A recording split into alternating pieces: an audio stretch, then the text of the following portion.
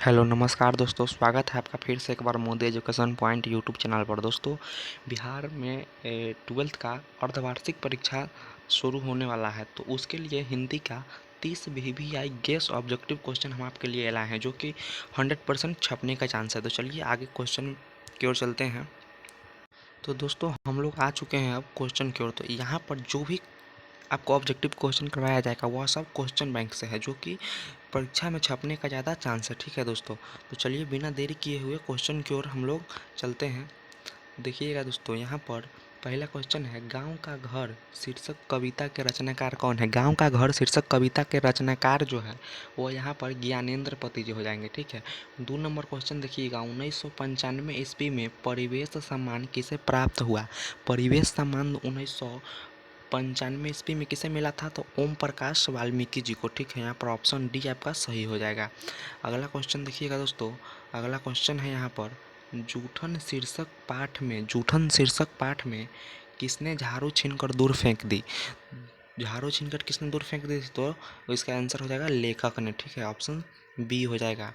और 4 number question देखिएगा दोस्त, 1870 से 1890 ईस्वी के बीच गाइडी मोपासा की कविता की कितनी पुस्तक प्रकाशित हुई थी। गाइडी मोपासा जी की पुस्तक कितनी प्रकाशित हुई थी, उसके बारे में पूछा गया है। तो 4 नंबर क्वेश्चन का आंसर हो जाएगा ऑप्शन ए, ऑप्शन बी आपका सही हो जाएगा। ऑप्शन बी आपका सही हो जाएगा दोस्त। तो यह क्वेश्चन दोस्तों काफ़ी महत्वपूर्ण है। यह क्वेश्चन बैंक से आधारित क्वेश्चन है, जो कि आपके बोर्ड परीक्षा में छपने का ज़्यादा चांस है।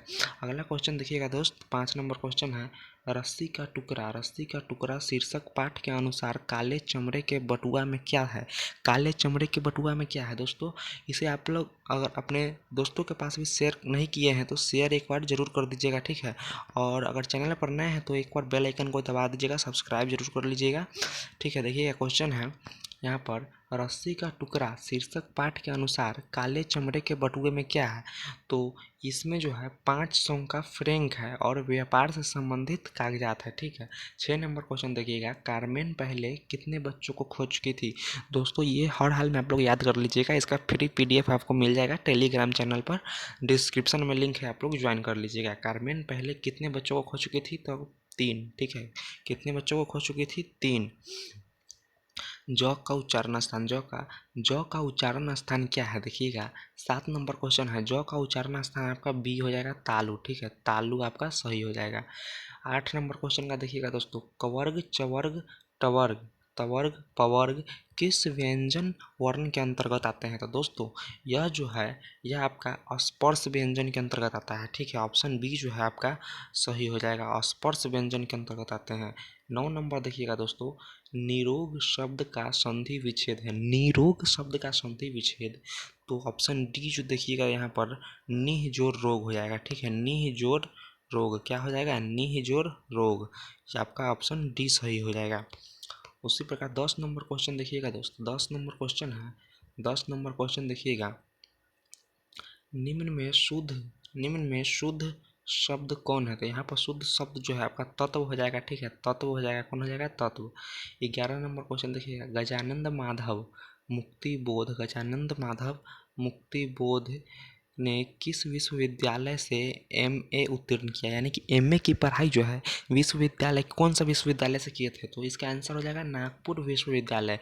आप लोग इसे हर हाल में दोस्त याद कर लीजिएगा, काफ़ी महत्वपूर्ण प्रश्न है जो कि छपने वाला है। ठीक है, कामायनी एक पुनर्विचार किनकी रचना है। कामायनी एक पुनर्विचार किनकी रचना है, गजानंद माधव मुक्तिबोध। कामायनी किसकी एक पुनर्रचना है, गजानंद माधव मुक्तिबोध। 13 नंबर क्वेश्चन देखिएगा, राष्ट्रीय त्यौहार के दिन हरचरना क्या पहने हुए है। तो राष्ट्रीय त्यौहार के दिन हरचरना जो है वह फटा सुथन्ना पहनी हुई थी। क्या थी, फटा हुआ सुथन्ना पहना हुआ था। ठीक है, और अगला देखिएगा दोस्तों,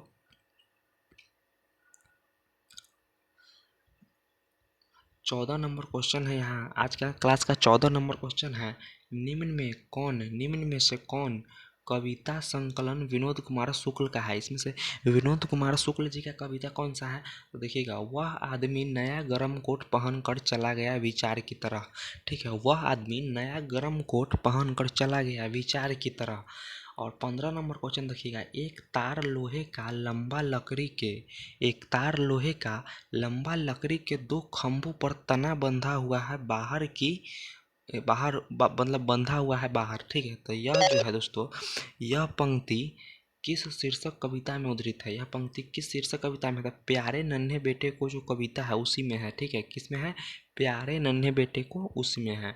और 16 नंबर क्वेश्चन है दोस्त, प्यारे नन्हे बेटे को शीर्षक कविता किस कविता संकलन से संकलित है? यानी कि प्यारे नन्हे बेटे को जो कविता है वह किस कविता से लिया गया है? तो वह आदमी नया गरम कोट पहनकर चला गया, यह आप लोग याद रखिएगा, ठीक है। यह जो है काफ़ी VVI ऑब्जेक्टिव क्वेश्चन है दोस्त, ठीक है। यह परीक्षा में आ सकता है इस बार, और फाइनल में भी यह आता है। तो आप लोग 17 नंबर क्वेश्चन देखिएगा, अशोक वाजपेयी का जन्म कब हुआ था? अशोक वाजपेयी जी का जन्म कब हुआ था? 15 जनवरी 1941, ठीक है। कब हुआ था? 15 जनवरी 1941। 18 नंबर क्वेश्चन है, पेड़ पर कमरा का अनुवाद किस भाषा में हुआ है? पेड़ पर कमरा का अनुवाद दोस्तों किस भाषा में हुआ है? फ्रेंच भाषा में। किस भाषा में? फ्रेंच भाषा में, ठीक है। और अगला देखिएगा, भगत सिंह का संपूर्ण परिवार क्या था? भगत सिंह का संपूर्ण परिवार क्या था? तो भगत सिंह का संपूर्ण परिवार स्वाधीनता सेनानी थे। क्या थे? स्वाधीनता सेनानी, यानी कि देश के प्रति समर्पित थे। 20 नंबर क्वेश्चन है, आत्महत्या एक घृणित अपराध है। अब आत्महत्या एक घृणित अपराध है, यह पूर्णतः कायरता का कार्य है, यह कथन किसका है? तो यह कथन जो है दोस्तों भगत सिंह जी की है। किनकी है? भगत सिंह जी की। एक लेख और एक पत्र चैप्टर है उसमें दिया गया है। 21 नंबर क्वेश्चन देखिएगा, विंध्याचल शब्द संज्ञा है। विंध्याचल शब्द जो है वह कौन सा संज्ञा है? तो वह व्यक्तिवाचक संज्ञा है। कौन सा है? व्यक्तिवाचक, ठीक है। और 22 नंबर देखिएगा, मुँह शब्द लिंग है। मुँह शब्द जो है कौन सा लिंग है? तो यह पुल्लिंग हो जाएगा, ठीक है। मुँह शब्द जो है कौन सा लिंग हो जाएगा? पुल्लिंग। और अगला देखिएगा दोस्तों, सैया शब्द है। सैया जो शब्द है वह कौन सा है? देशज है, ठीक है। और 24 नंबर है, चंचल शब्द का स्त्रीलिंग रूप क्या है? चंचल शब्द का स्त्रीलिंग रूप दोस्तों चंचला हो जाएगा, ठीक है। क्या हो जाएगा? चंचला। चंचल शब्द का स्त्रीलिंग रूप जो है दोस्त वह क्या हो जाएगा? चंचला हो जाएगा।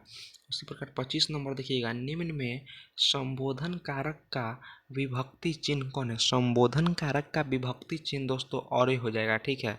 संबोधन कारक का यह जब आपको ग्रामर पढ़ाएंगे ना तो उसमें आपको दोस्तों यह सब क्लियर हो जाएगा।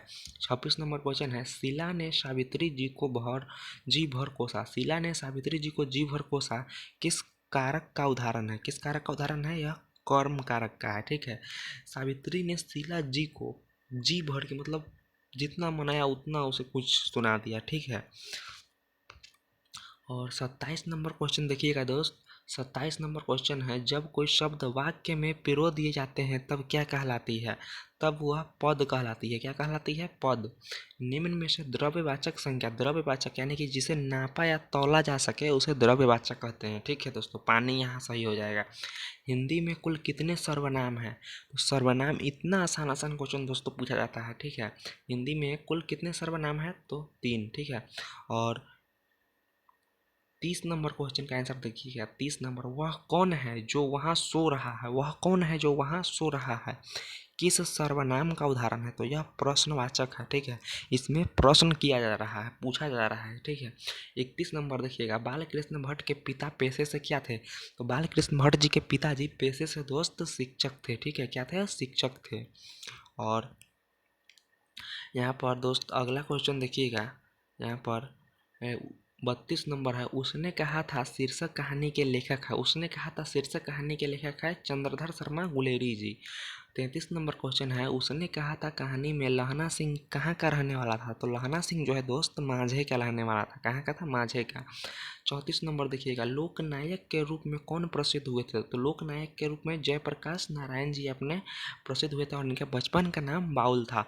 तो दोस्त आज की क्लास में इतना ही, मिलते हैं अगली क्लास में आपसे। और हाँ, चैनल पर आप लोग अगर नए हैं तो एक बार दोस्त सब्सक्राइब जरूर कर लीजिएगा ताकि आप बेल आइकन ऑन कीजिएगा, हर क्लास के नोटिफिकेशन आप तक पहुंच जाएगी। मिलते हैं अगले क्लास में। जय हिंद, जय भारत।